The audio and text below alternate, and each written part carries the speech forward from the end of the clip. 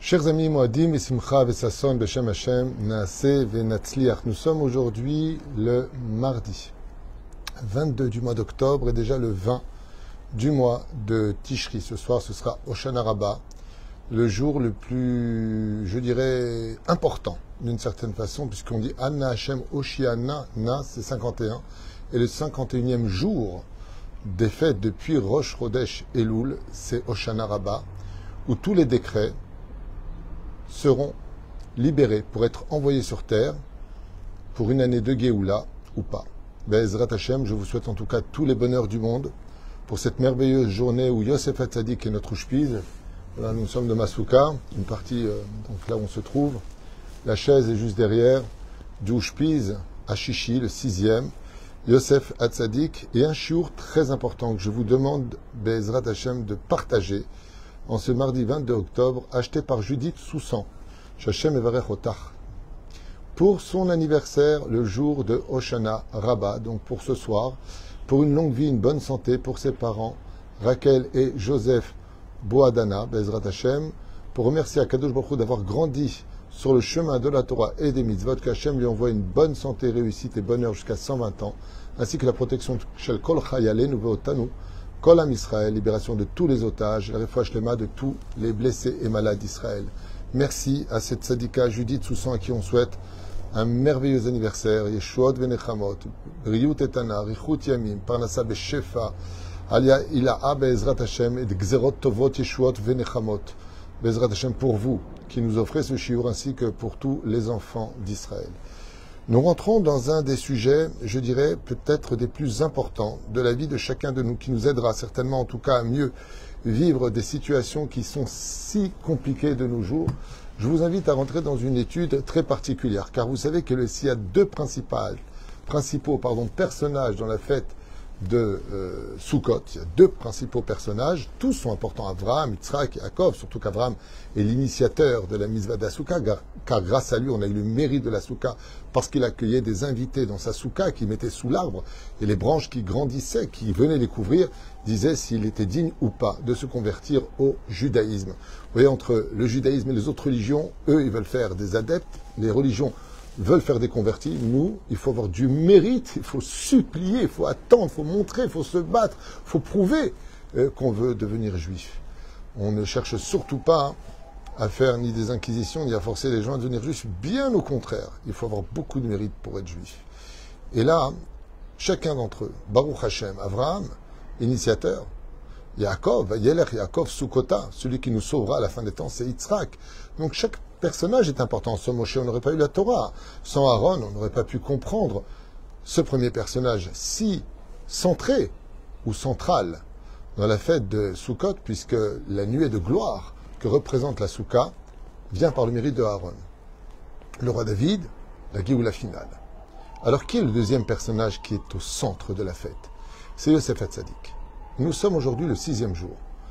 Donc nous sommes dans la sphira de Yesod. Yesod qui veut dire les fondements. Nous sommes dans la sphira du fondement qui relève tous les autres fondements. Et bizarrement, pour ce personnage si extraordinaire que Yosef Hatzadik, celui d'ailleurs qui est appelé Tzadik, on va essayer de comprendre pourquoi lui est appelé Tzadik, les autres on ne dit pas le mot Tzadik, c'est quand même assez curieux comme prononciation ou annonciation.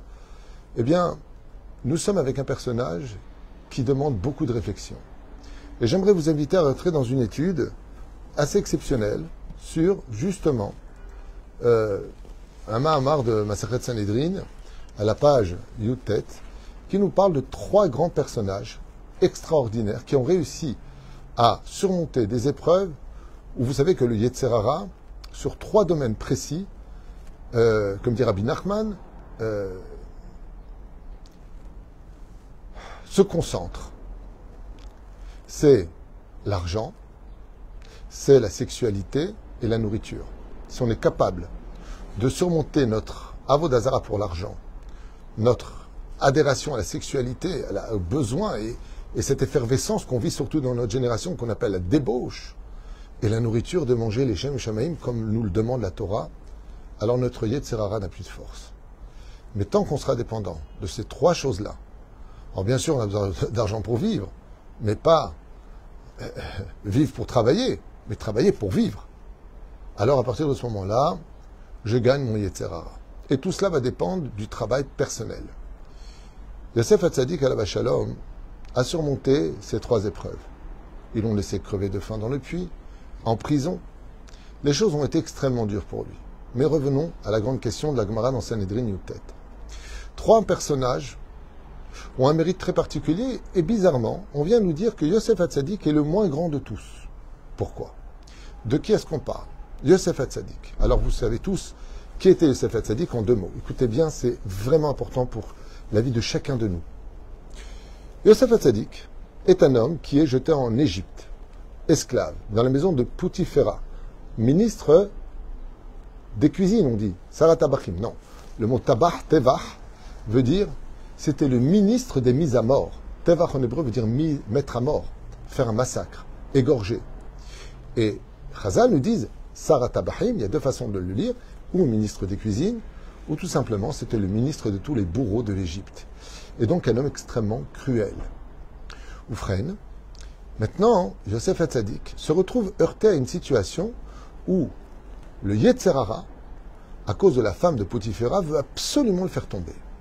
Elle est belle d'apparence, elle est attirante. Elle regarde dans les étoiles et lui dit, tu sais, j'ai vu que toi et moi, on doit avoir un enfant. Et donc, je te demande de venir avec moi, surtout que mon mari a plutôt des tendances à homme. Donc moi, je suis très intéressé par toi. Et elle va le menacer. Elle va le menacer pendant 1 année entière à essayer de le chauffer, de l'attirer vers elle. Yosef Hatzadik, pas une seule fois, ne le regardera. Il est Shomer Enaim. Ben Porat Yosef, Ben Porat Aleaïn. Et voilà que elle le menace. Quand elle voit qu'avec la douceur, la beauté, avec les parfums enivrants, avec les vêtements les plus attirants, elle n'arrive à aucun résultat avec Yosef Hatzadik, alors elle vient le voir et lui dit, si tu ne viens pas vers moi, je te jetterai en prison. Et Yosef Hatzadik lui répond, Baruch ata Hashem Elokeinu melech haolam matir asurim. Dieu me sortira de prison. Alors elle lui dit, je te dévêterai de tous tes vêtements de luxe que tu as de soie, parce que tu es maintenant serviteur dans la maison du ministre. Il lui répond, Baruch ata Hashem Elokeinu melech haolam malbish harumim, qui habille les pauvres, qui habille ceux qui sont dénudés. Elle lui a dit, si tu ne fais pas ce que je te demande, je te crèverai les yeux, je te les arracherai. Et Yosef Hatzadik lui répond, Baruch ata Hashem Elokeinu melech haolam pokeh hivrim. Alors elle lui dit, je te mettrai par terre. Il lui a répondu, Zokef Kefufim. De là sont sorties d'ailleurs toutes les bénédictions de Birkat HaShachar. Toutes les bénédictions que nous prononçons tous les jours viennent de la réponse de Yosef Hatzadik à la femme de Poutifera, qui l'a menacé de toutes ces déchéances, de toutes ces défaillances. Et lui a répondu avec une émouna sincère et 100% assumée. Dieu me sortira de tous les problèmes, je n'ai pas peur de toi, je n'ai peur de rien. Moi je suis avec Dieu, donc je n'ai peur de rien. Et voilà que Yosef Hatzadik, faussement accusé de viol, se retrouve jeté en prison pour 10 ans, plus 2 ans de prison. Mais seulement il y a un mot, une phrase. Vayanos Yosef mina cheder. Yosef Hatzadik a dû fuir la chambre. Non seulement il a fui la chambre, mais Chazal nous dit qu'il a perdu 10 gouttes de semences. Pourquoi? Eh bien parce que Yosef n'a pas réussi son épreuve. Et d'où est-ce qu'on l'apprend? On apprend parce qu'au moment où il a failli tomber, est apparu devant lui le visage de son père, dit Yukno de Yaakov, qui lui a dit, Yosef, si tu tombes avec cette femme, sache que le Kohen Gadol aura le Choshen, Urim et Tumim, les 12 pierres d'Israël. Ton nom sera effacé de là-bas. Fais attention si tu tombes avec elle. Vous savez, quand j'ai lu ça la première fois de ma vie, je me suis dit, c'est un homme qui est avec une femme dans une chambre, il entend son père qui arrive dans la chambre, il va dire arrête. Oui, c'est son père qui a sauvé Yosef. Yosef fuit la chambre. Et quand il part, il perd 10 gouttes. 10 gouttes de semences. Chazal nous dit oui. Parce que Yosef était digne d'être le père des 12 tribus d'Israël. Mais étant donné qu'il a échoué dans cette épreuve, d'une certaine façon, eh bien, il a perdu 10 de ses fils. Combien devait-il avoir d'enfants? 12.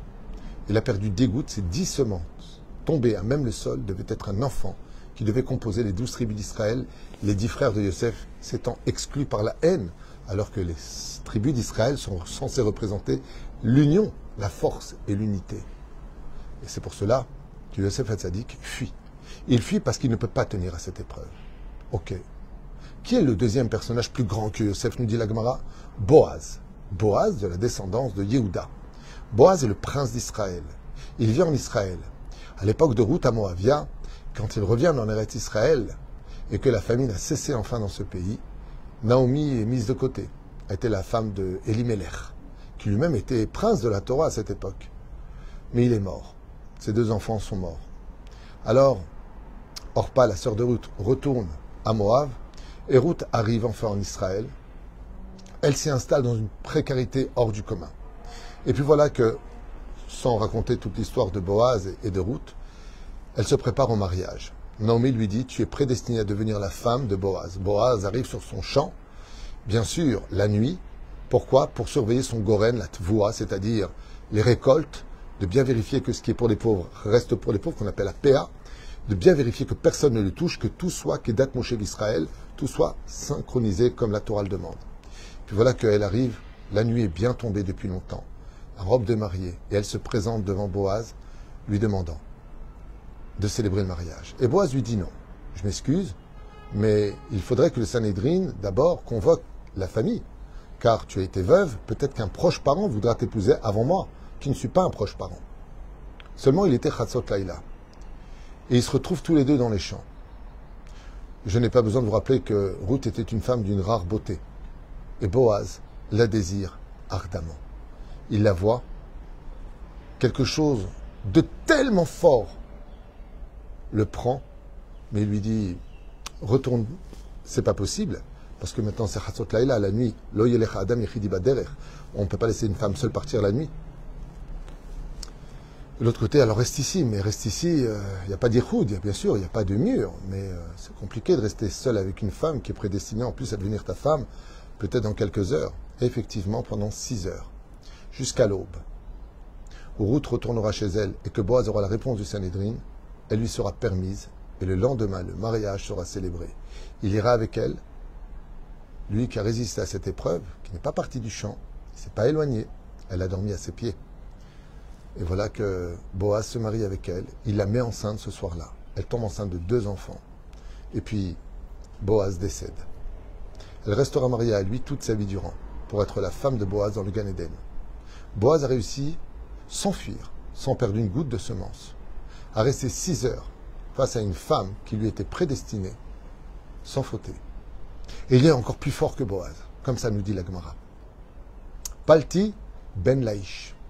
Nous sommes déjà dans Shmuel Aleph, Shmuel Bet. Nous sommes à l'époque du roi David. Qui est ce personnage? Lui, par contre, Palti ben Laïch, est un tzaddik Yesodolam. Il est l'élève par excellence du prophète Samuel. Il est l'héritier du Sefer Torah qu'a écrit Moshe Rabbeinu, que lui transmettra Haïli Kohen Gadol à l'époque de Shiloh. C'est un homme exceptionnel. Et à cette époque, un drame survient au sein de la royauté d'Israël. Le roi Shaoul a en haine le roi David, qui devra fuir. Il disparaîtra, on ne sait pas où il est.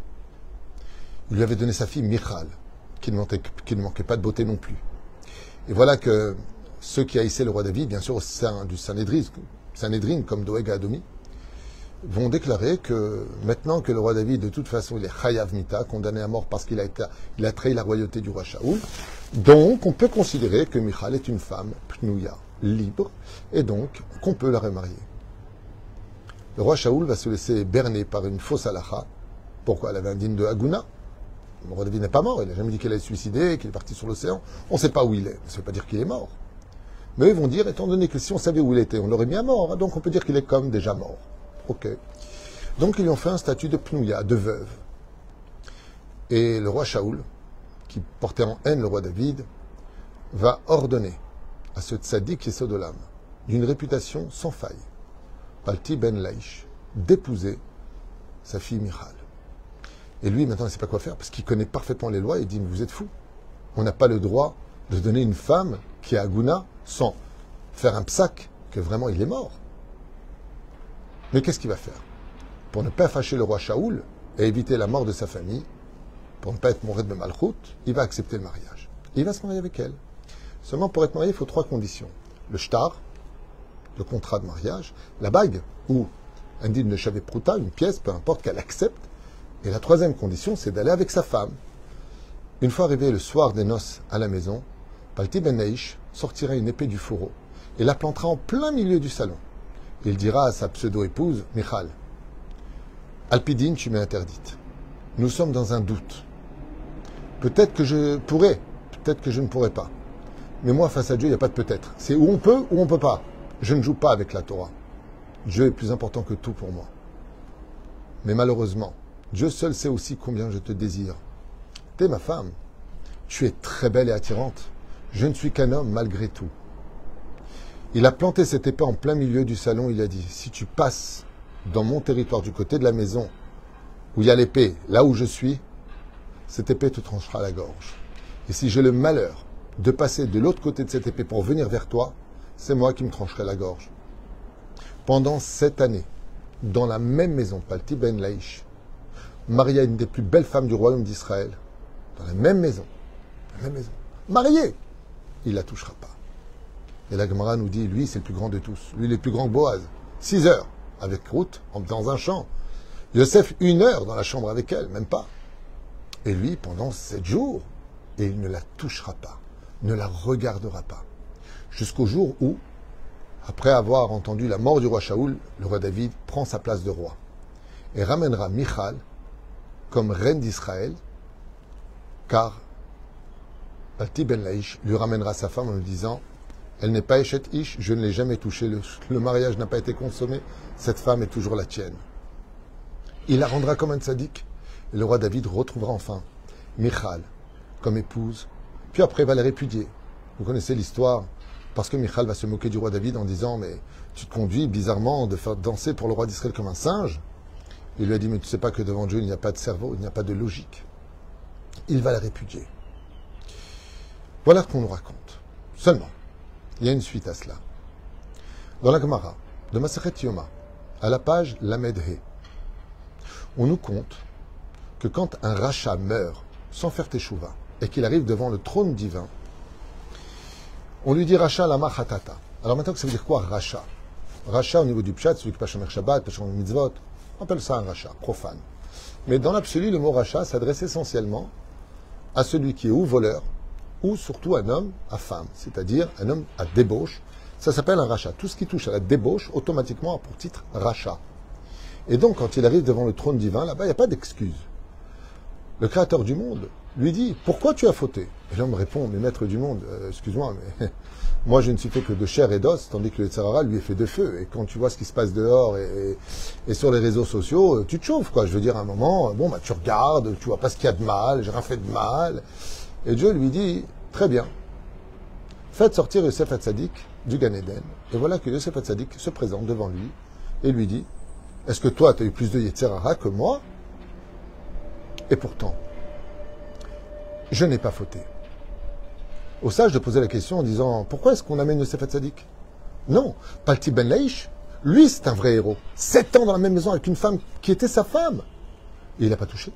Pourquoi t'amènes Yosef Hatzadik ? Il a perdu dégoût, s'il n'avait pas eu son père, il aurait fauté. Pourquoi tu m'amènes Yosef Hatzadik ? Pourquoi lui ? Pourquoi lui, il appelait Tzadik ? Et pourquoi lui, il représente la réussite d'une telle épreuve ? Alors que ça se discute.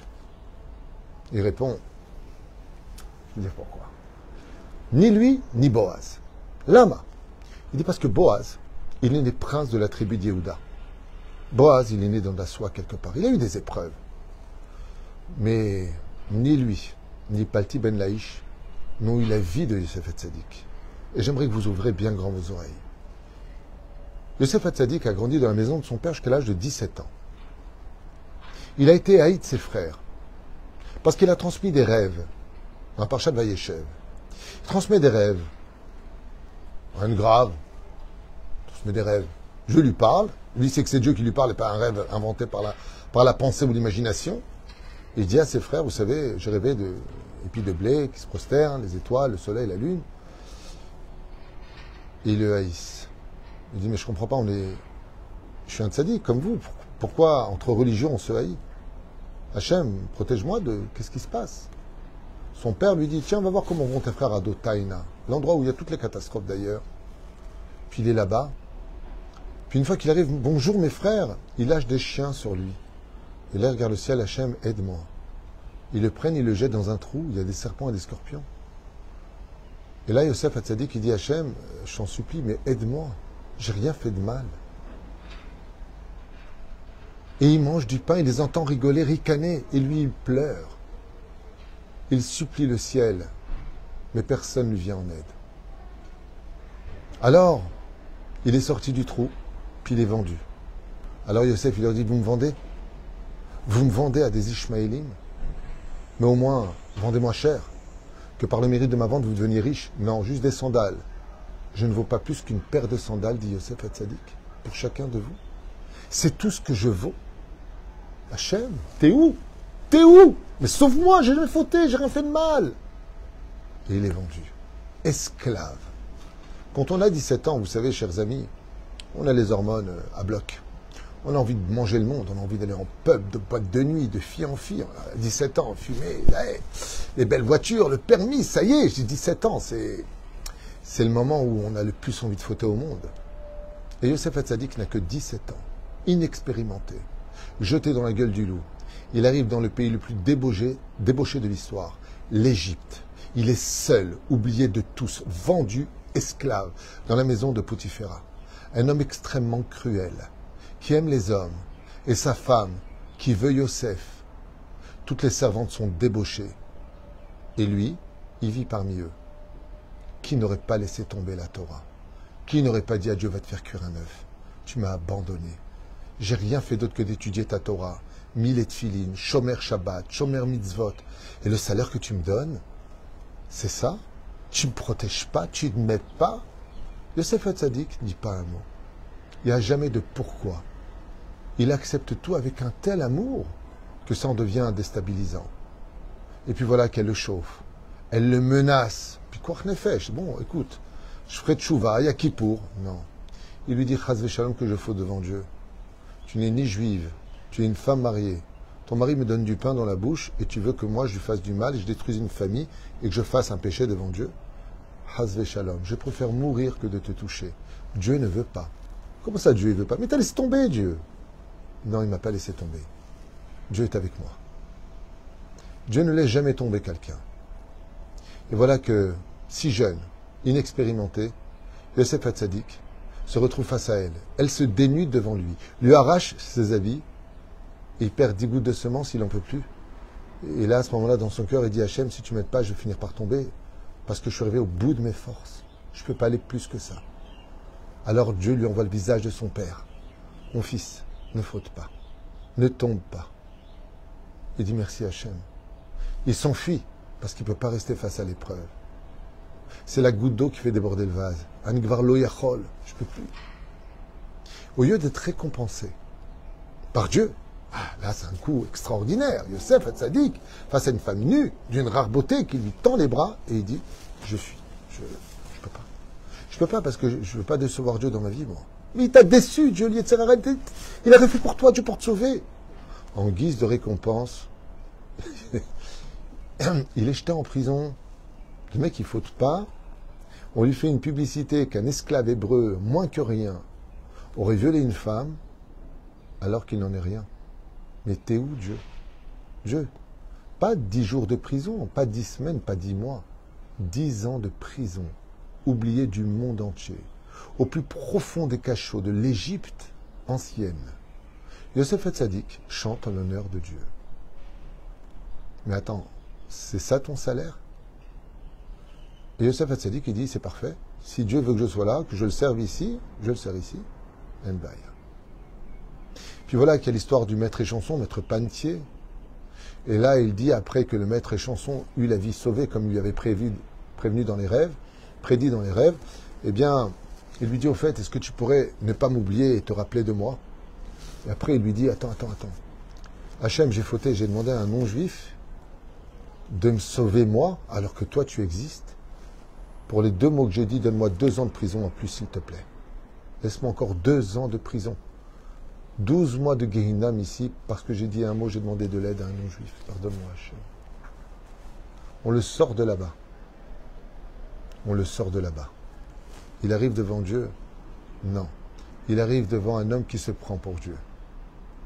Et il dit, Ganov Gunafti Meretza Ivrim, je suis un Hébreu volé de la terre des Hébreux.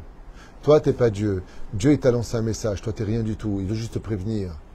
Mais tais-toi, Yosef. Tu sors de prison 12 ans. Tais-toi. Il dit non, pourquoi je me tais? Je suis juif, je suis fier de l'être. J'ai peur de personne. Qu'est-ce qu'ils vont dire à l'ONU? Quel rapport? Qu'est-ce qu'ils vont dire? Non, faut pas glisser. Yosef Hatzadik, il a peur de personne. Il sait qu'il est juif, qu'il est hébreu à l'époque. Dieu est avec moi. Et il se retrouve vice-roi d'Égypte. Seul le trône sépare Yosef de Pharaon. Vous savez ce que c'est de tout avoir? On a lu dans la paracha de Haazinu, Vaishman Yeshurun Vaivat. Imaginez que vous ayez la beauté, la santé, l'argent, le pouvoir, tout le monde est à vos pieds. Là, dans la pauvreté, tu n'as pas fauté, mais maintenant, en tant qu'esclave, tu n'as pas fauté, en tant que vice-roi, peut-être que tu vas fauter. Et Yosef Hatzadik, cherchant à se protéger, demande une femme qui soit digne de devenir son épouse, une mère merveilleuse pour ses enfants, et épousera Osnat, Bat Dina, pardon. Et voilà, il va épouser sa nièce. Il va avoir 2 enfants, Ephraim et Menaché, qui compléteront les 12 tribus d'Israël. Pendant 80 années, Yosef Hatzadik, au summum du pouvoir, ne faudra pas une seule fois dans sa vie. La Gemara nous dit, tu sais pourquoi on n'amène pas ni Boaz ni Palti ben Laïch? Il dit parce que il y a peu d'hommes au monde qui auraient continué à rester pieux, Shomer Shabbat, Shomer Mitzvot, après tellement d'épreuves, où la seule chose qu'on aurait pu dire, c'était « Où Dieu? Pourquoi tu m'as laissé? Qu'est-ce que j'ai fait de si grave pour mériter tellement d'épreuves ?» Ce qui compte dans le ciel, ce n'est pas la réussite. Ce qui compte dans le ciel, c'est est-ce que tu es allé jusqu'au bout de tes forces. C'est pour cela que d'ailleurs nous disons « Shiva pa'amim ipol tzadik vekam » 7 fois un tzadik tombera et il se relève. Qui est appelé tzadik? Celui qui se relève. Yosef Hatzadik, on l'a fait trébucher à chaque épreuve, mais il s'est relevé tout de suite. Alors, il est tzadik.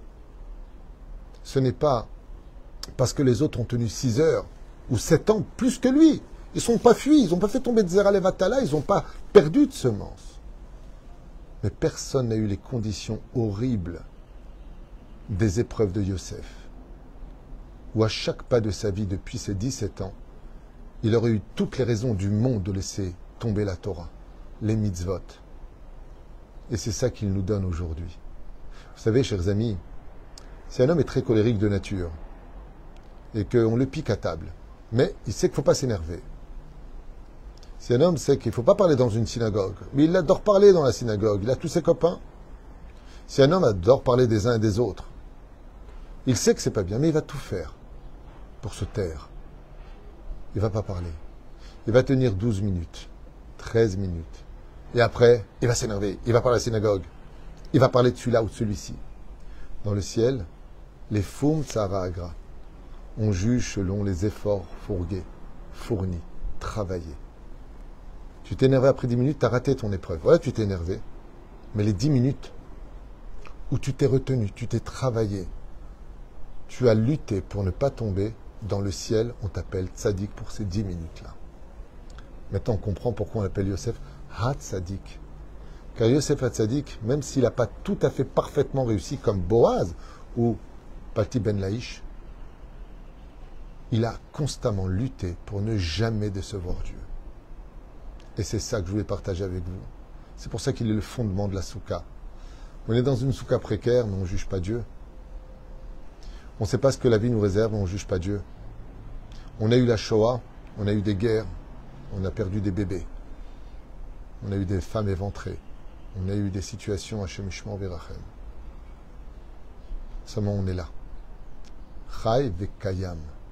Altikra kayam yalakam. Le peuple d'Israël vit et se relève. Vit et se relève.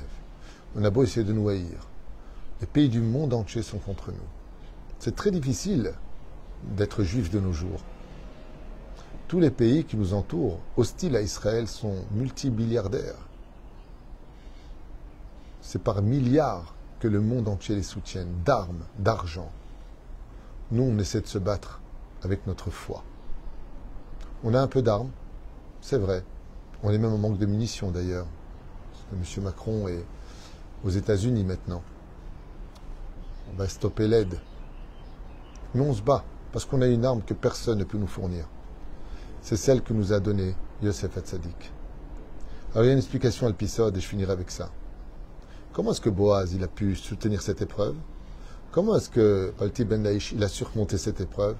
Eh bien, c'est parce qu'à la source, c'est Yosef Hatzadik. Maaseh Avot Siman Abanim. Ce qu'ont fait les pères, on a hérité la descendance. Mais il y a plus fort que ça. C'est que d'être un juif, une juive, comme toutes ces tzadikotes que je rencontre, ah petit tout, je comprends pas. J'ai voulu me marier tôt pour pas fauter, créer une maison juive, shomer mitzvot, j'avais le kissoui, j'avais la tzniout. Mon mari m'a battu, m'a trompé, m'a insulté, m'a fait que des problèmes, m'a manipulé, il m'a jeté. C'est là où on voit si tu seras une tzadika ou pas. Est-ce que tu vas enlever ton kissoui? Est-ce que tu vas quitter la pudeur? C'est la question de Yosef Hatzadik. Le loulav représente la fête de Sukkot, la bracha, c'est Yosef Hatzadik. La nuée de gloire, c'est Aaron. C'est les deux personnages centraux de la fête de Sukkot. Un qui aimait la paix, qui la poursuivait, l'autre qui restait droit, mais comme le loulav, il bouge, il monte et il descend, c'est éviter toutes les épreuves de ce monde pour ne pas s'arrêter à tomber sans se relever. Même quand le loulav, on le secoue, l'achon il bouge, mais après il devient droit. On a le droit d'avoir des chutes et des faiblesses, mais on n'a pas le droit de laisser tomber Hachem, même si l'épreuve nous a fatigués. Shniske le Chag Sameach, Yom Uledet Sameach Tzadika, Osher Vechavod, et je vous dis à bientôt, Be'ezrat Hachem, pour un autre jour, en vous demandant de partager et de repartager cette Torah, qu'on partage ensemble, Be'ezrat Hachem, Yeshuot V'Nechamot, Ahava Ve'arva, Shalom Bereut, et n'oubliez jamais, vous qui êtes nés juifs, ou qui vous êtes convertis peut-être au judaïsme en regardant ce cours, que vous avez un grade, vous avez une personnalité, vous avez une identité, que le monde entier regarde. Tout ce que fait un juif de bien, c'est du normal. Si on a le malheur de faire quelque chose qui est à leurs yeux, même pas au nôtre, c'est pas tout à fait moral. Nous sommes jugés, condamnés, avant même d'avoir été écoutés. Et n'oubliez jamais que dans le cœur doit toujours flotter un drapeau, celui de la fierté de notre nation et de notre identité. Am Israël Chai Vekayam.